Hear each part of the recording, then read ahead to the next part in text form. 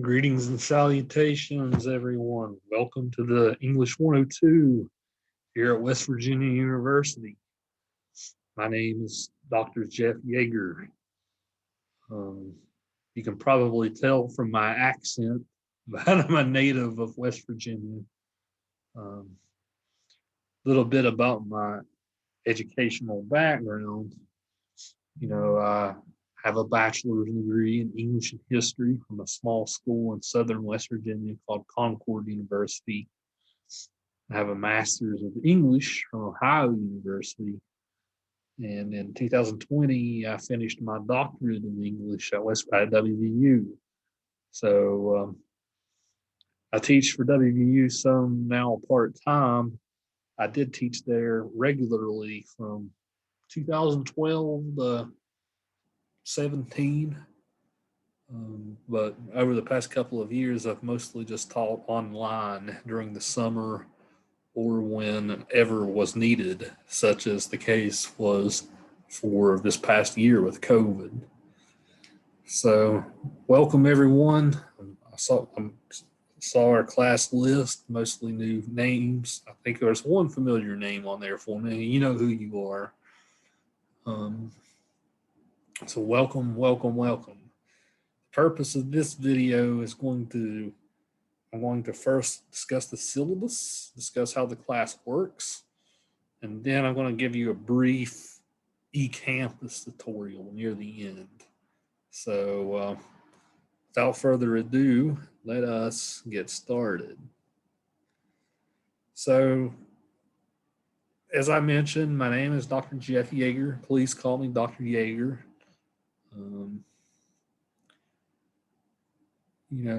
This is English 102, Section 9 for Summer 2. This is an asynchronous online class. I'm sure you guys all know what that is. You're taking 102. You're not freshmen just entering the college. So probably all of you had English 101 in a similar fashion last year. So this is a class that doesn't require any Zoom meetings or anything like that. It's completely online. With that said, I try to make it as interactive as I can for you. I make lots of videos. We do lots of discussions. It's not as interactive as taking the class in person, obviously, but I do my best to model it as well as I can. So my email address is jwyeager@mix.wvu.edu. Please email me anytime. You might think to yourself, oh, I can't email this guy at 3 o'clock in the morning if I have a question. Well, I'm a night owl, so I tend to get back to emails at 3 o'clock in the morning than I do earlier in the day. So don't ever feel like there's ever too late to email me. I have my cell listed on the syllabus just because, we're working online. I don't have an office in Morgantown so that you can meet me. So cell is the easiest way to contact me if you ever have a question. During my office hours, we're by appointment. I would appreciate it if you didn't call the phone during the off hours, but during those times I have listed 2 to 5 p.m. every day. And by appointment, you can feel free to call that number. That number works also for FaceTime. So if you ever want to video conference with me on FaceTime, that works too. Otherwise, if we have like a one-on-one meeting, for instance, this summer, I will give you a Zoom link that you can go to meet me on Zoom if we want to have one-on-one meetings. So one-on-one meetings are particularly good for right before papers due. I can read over a draft and give you some early feedback. I think I built that in for every one of our major papers. So textbooks, we have Joining Academic Conversations and Easy Writer. If you took English 101, you already have a copy of Easy Writer. I technically probably shouldn't say this, but the Joining Academic Conversations book is optional for me. Yeah, I do make reference to it in the syllabus, but you could probably get by without it. I don't, yeah, so save your, if you might have already bought your book, you know, if you want, you can save yourself some money. It's no hair off my back. Okay, so like I said, I probably shouldn't say that, but yeah, I give you a lot of materials that'll help you. I give you textbook chapters from other books. I give you videos or I explain all the papers. You can make it without that text if you have to. But if you have 20 bucks to blow, buy it, right? It has some good stuff in there.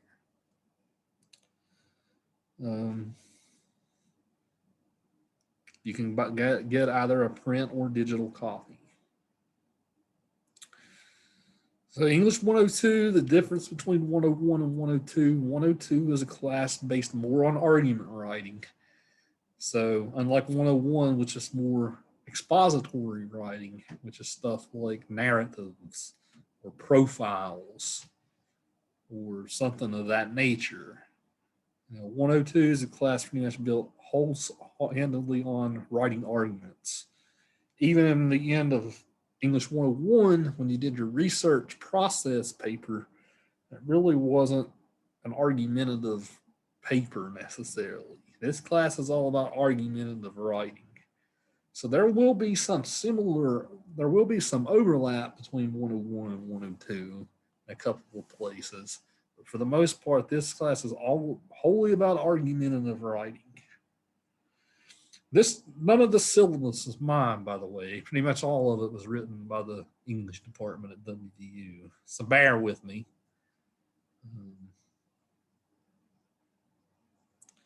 So research will also be a critical part of this class. You're going to be doing a lot of research, a lot more than you did in English 101. So that's something to keep note of. A lot more than 101. So you get some learning outcomes here. These are things that you should take away from the class whenever the class is done. So you can review over that. As you see here in my office hours, I already explained that to you, but 2 to 5 daily, I will be here checking my email. I'll get right back to you. I can read over drafts during my office hours. So feel free to take advantage of that. On Wednesdays and Thursdays, I have a side job doing some advising. So maybe, especially if you want to meet me on Wednesday and Thursday, maybe let me know ahead of time so I can be ready for you. Okay. So I'll usually try to get back to you by email within 24 hours, except maybe weekends. It might take me 48 on weekends. Engagement. So you might ask yourself, this is an online class. So how do teachers measure attendance? We measure attendance in an online class by your engagement. So think about engagement like if there's an activity due a certain day, you should have it done on that day. If you don't, that's pretty much just like having an absence in a real class. So sometimes when people take online classes, they might get a week or two behind and then try to do it all at once. But if you do that, you're not following along with the pace of everyone else. So this class is very strictly paced. We have to get through a whole semester of work in 1 month. So you have to follow the pace. So Monday through Friday, pretty much every week, as you'll see below, I'll usually have something due. So stick to the pace. That's pretty much the same as having an actual in class. So some days, all I might ask is for you to watch a video, for instance. Those kinds of days, like how am I going to know if you watch the video or not? Right? I have to trust that you do it. But on other days when you have things like, short writings do, or a peer review or something like that. You have to follow those deadlines. So I don't want to see anybody procrastinating and not participating and then expect me to grade your work, your late work, because that's not going to happen. Okay. As the bullet point says here, your responsibility to engage with the classwork begins when you register for the course. Missing activities and deadlines will be reflected in the corresponding component of your grade for the course. Neglecting to submit a major project on time will hinder your instructor's ability to provide feedback in a timely manner. Blah, blah, blah. All right, you guys get the point. So the way the course is graded, if you took 101 here, it's the same process. You're going to have a portfolio that's worth 70% of your grade. So there's 4 papers in the course, 4. And the portfolio at the very end will be all 4 of those papers revised. So whenever you submit your paper the first time, it's called a final for now draft. And I will grade those papers by giving you feedback. My feedback is usually geared towards here's how you can improve your paper to make it better. And I point out things that you do wrong, but I also try to say here's what you can do to improve to make this better, just better succeed at your goals. The final portfolio will be all 4 of those papers collected together, revised after the comments I give you the first time. So to have a good grade on the portfolio, I have to give you feedback on all those papers the first time. 20% of the grade is for exploratory writing. So there'll be lots of these throughout the course. Anything that I have you do on discussion boards count towards this. So there'll be a couple of like quizzes that I'll give you. There's a grammar quiz, a couple grammar quizzes, and a logic quiz for sure. So I'll give you lots of stuff that'll count towards this 20% total. And 10% is for participation. So some things that I look out for in participation, especially on days that we have peer review or a workshop, I will always look to make sure that you've responded to the requisite number of people. Now, I'm not just going to look for did you respond, but I'm also going to look for the quality of your responses. So did you do more than say, yeah, that sounds good, right? This is awesome. This is the best thing I've ever read. William Shakespeare couldn't have written this better. So don't schmooze people. I'm actually going to look for you to give quality, honest feedback, and that will take some account in your participation grade. In addition to doing stuff like always meeting deadlines and things of that nature. Social justice, that says what it says. Read it carefully.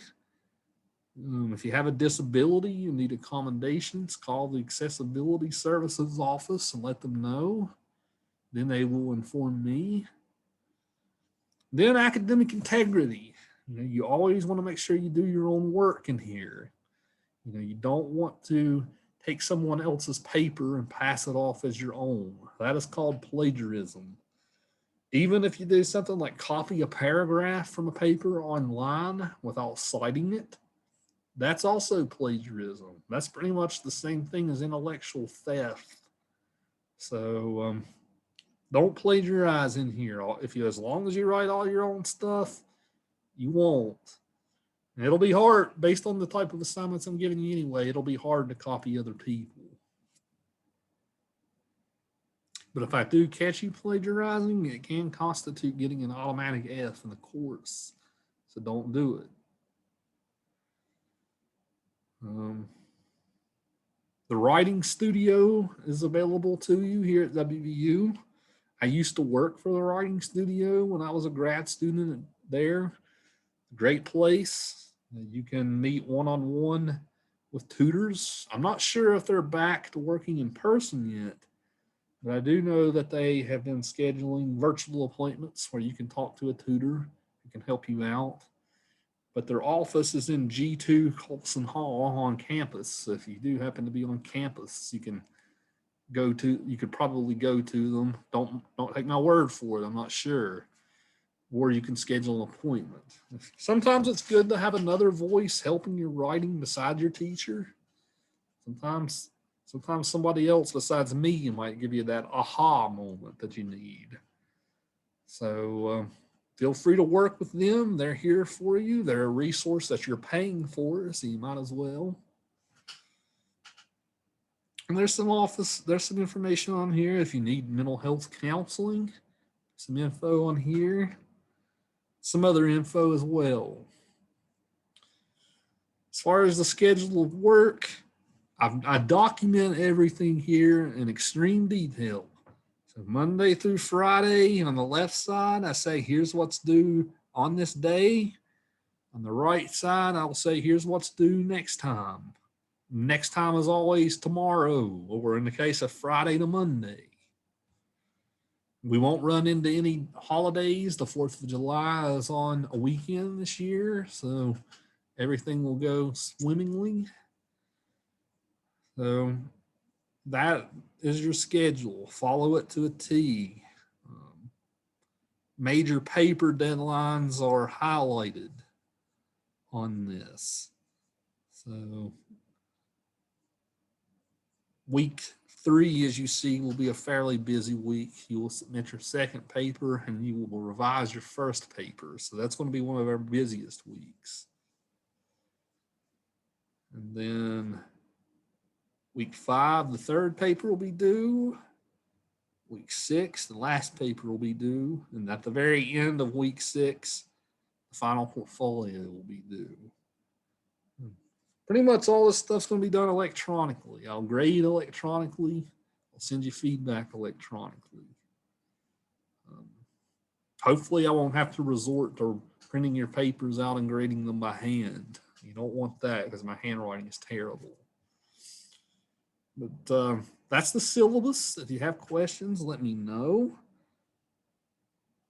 And the next thing up is to talk about our Blackboard page, or eCampus page carefully. Different schools call it different things, but WVU calls it eCampus.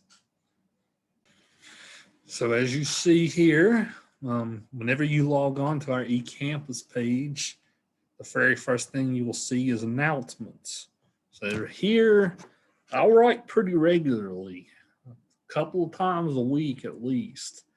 And I'll post something like, okay, I've uploaded something new to the class, or I have a Dropbox that I've opened up, or maybe I will give you an extension on a pre-existing deadline. It happens very frequently. You can't ever complain about getting an extension, right? So if something like that would happen, all the news and updates about the class will be posted here on announcements. Typically, whenever I post an announcement, it will also send it to your campus email. So how to navigate the course? You click Syllabus and Class Schedule. The syllabus and schedule, which I just showed you, is uploaded here. But pretty much everything that you need in the class will be under learning modules and class contents. This very first folder, I just give you some helpful things that you need to know. So I give you a link for where to go to help cite your sources. I give you a link to the library page, and I'll also give you a template for writing your papers. So if you want to get your papers right in MLA, use this template, save it to your computer, plug and play, and your formatting will be right. But as you see here, the course is divided into weeks. The only week that you guys can currently see is week 1, writing to evaluate. I have to, pretty much everything's here already. I just need to update it. But you can see week 1 already. So whenever you click one of these, it'll give you day-by-day instructions. Here's what you need to do on this day. Here's what you need to submit on this day. It's pretty much just copies and paste. That's all this stuff's pretty much copied and pasted over from my syllabus. But then then the modules go in descending order. So what you got to do first, and then the further you go, the further down in the week we go. So syllabus schedule, I have a folder here for all the videos that you're going to need, that you will need to watch that week. Readings. And then if you have something like an informal writing post, for instance, your first one is due Tuesday, there will be a link. So there'll be instructions here for it.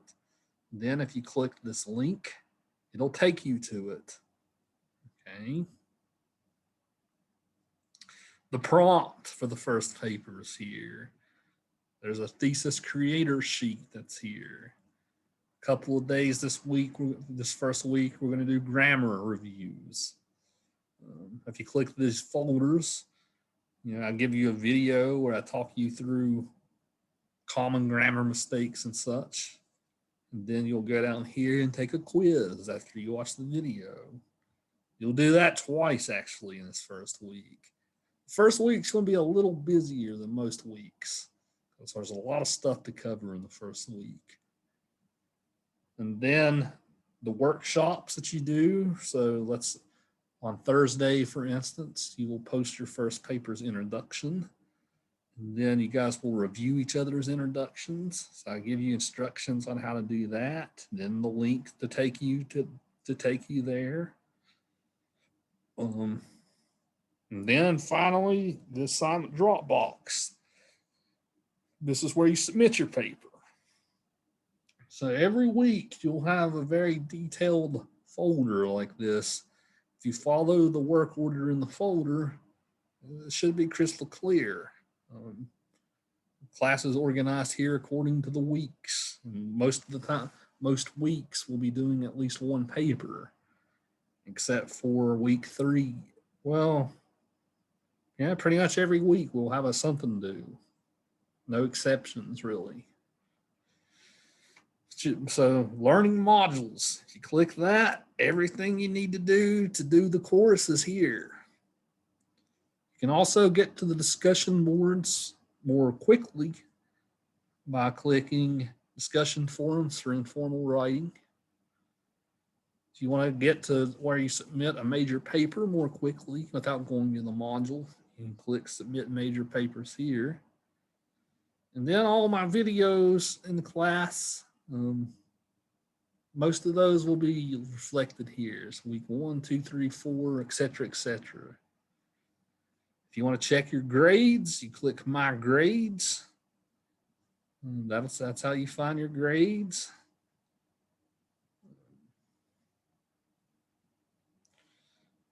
So, and then there's some other stuff here. If there's some good resources for campus resources, like let's say you struggle to use Blackboard, or you might want to find the academic catalog. You want to ask a librarian a question. All that stuff's here for you. If you need information about accessibility services or counseling or something like that. And then there's course resources as well. This gives you information. Let's say, for instance, you don't have Microsoft Office on your computer. This shows you how to do it.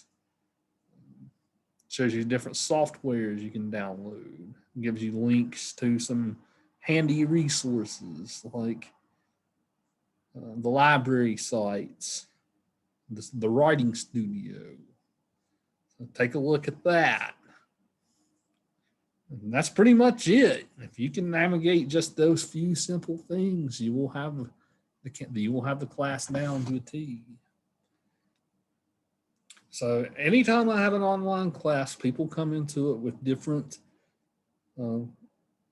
experiences. Maybe you haven't had an online class yet. If you're confused about anything, please let me know. There are no dumb questions. Okay. So I appreciate everyone's time. I hope this video helped you. It's your first day. I look forward to teaching you in the class. Hopefully by the time I'm done with you, you will be better writers. That's the goal. So until then, guys, take care. We'll see you next time.